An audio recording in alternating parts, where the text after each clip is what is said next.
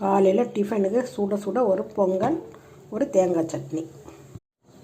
இன்றைக்கி வெள்ளிக்கிழமை காலையில் வெண்பொங்கல் செய்யும்போது அரிசி கூடவே மிளகு, ஜீரகம், அது தேவையான உப்பு, அதோட ஒரு ஸ்பூன் நெய் இது போட்டு நீங்கள் வேக வச்சிங்கன்னா பொங்கலே ஒரு தண்ணீர் டேஸ்ட்டு நல்ல வாசனையாக இருக்கும்.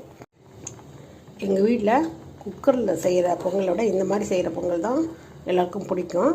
நம்ம எப்போவும் போல தண்ணியெல்லாம் ஒரு அரை டம்ளர் மட்டும் எக்ஸ்ட்ரா வச்சு விடணும், அவ்வளோதான்.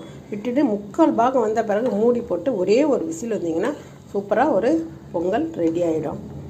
பொங்கலே மிளகு ஜீரகம் போட்டதுனால கொஞ்சம் தான் மிளகு போட்டிருக்கேன், இஞ்சி.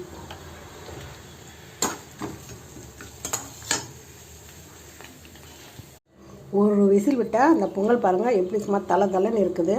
இல்லை நம்ம இந்த தாளிச்ச அதை கொட்டிடலாம். இந்த மழைக்கு நல்லா சுட சுட காலையிலேயே சூப்பராக